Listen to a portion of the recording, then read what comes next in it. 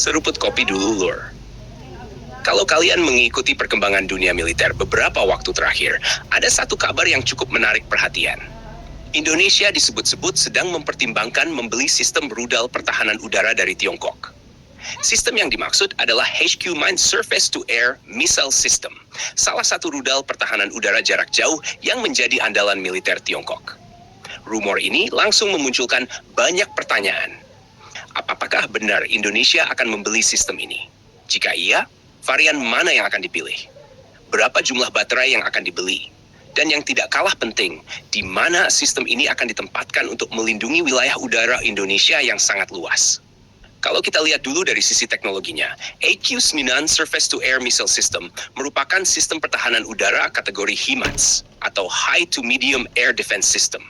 Artinya, sistem ini dirancang untuk melindungi wilayah dari ancaman pesawat tempur, drone, hingga rudal jelajah pada jarak menengah hingga jauh. Sistem ini sering dibandingkan dengan sistem Rusia, yaitu S-300 Surface-to-Air Missile System. Bahkan banyak analis militer mengatakan bahwa desain awal HQ-9 memang terinspirasi dari teknologi sistem Rusia tersebut. Namun seiring waktu, Tiongkok mengembangkan teknologinya sendiri, sehingga varian terbaru HQ-9 sudah memiliki banyak peningkatan. Untuk pasar ekspor, Tiongkok menyiapkan varian yang dikenal dengan nama FD-2000 Air Defense System. Varian ini memiliki jangkauan sekitar 125 km untuk varian awalnya. Sedangkan varian yang lebih baru, yaitu FD-2000B Air Defense System, memiliki jangkauan yang jauh lebih besar. Bahkan disebut bisa mencapai sekitar 250 km. Dengan jangkauan seperti itu, satu baterai sistem ini sebenarnya sudah mampu melindungi area yang sangat luas. Rudalnya juga memiliki kecepatan sangat tinggi, mendekati lebih dari 4 kali kecepatan suara. Selain itu, hulu ledaknya juga cukup besar, sehingga mampu menghancurkan target udara seperti pesawat tempur, pesawat pembom, drone, hingga rudal jelajah yang masuk ke wilayah pertahanan. Bagi Indonesia, sistem seperti ini sebenarnya sangat penting. Wilayah udara Indonesia sangat luas, membentang dari Sabang sampai Merauke, dan berada di jalur strategis yang dilalui banyak pesawat militer maupun sipil. Tanpa sistem pertahanan udara jarak jauh yang kuat, sangat sulit untuk mengawasi seluruh wilayah tersebut secara efektif. Selama ini Indonesia memang sudah memiliki beberapa sistem pertahanan udara. Misalnya sistem NASAMS dari Norwegia dan sistem rudal jarak pendek lainnya. Tetapi untuk kategori jarak jauh yang mampu menutup area ratusan kilometer, jumlahnya masih sangat terbatas. Karena itulah rumor mengenai kemungkinan pembelian HQ-9 Surface-to-Air Missile System langsung menarik perhatian banyak pengamat militer. Sistem ini dianggap bisa menjadi salah satu tulang punggung pertahanan udara Indonesia di masa depan. Lalu muncul pertanyaan berikutnya. Berapa jumlah baterai yang mungkin dibeli?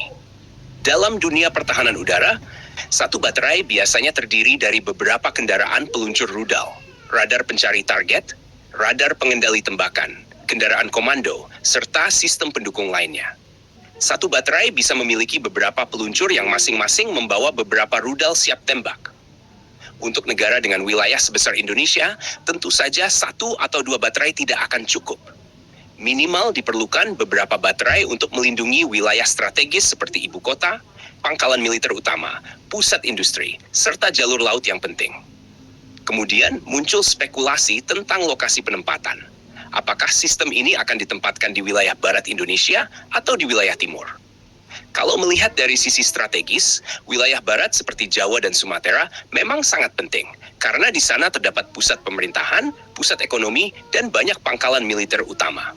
Melindungi wilayah ini tentu menjadi prioritas utama dalam sistem pertahanan udara. Namun wilayah timur Indonesia juga tidak kalah penting. Daerah seperti Sulawesi, Maluku, hingga Papua berada dekat dengan banyak jalur strategis di kawasan Indo-Pasifik.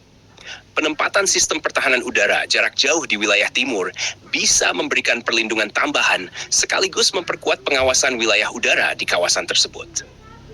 Jadi sangat mungkin jika nantinya sistem seperti HQ-9 Surface-to-Air Missile System ditempatkan secara bertahap di beberapa titik strategis, baik di barat maupun di timur Indonesia.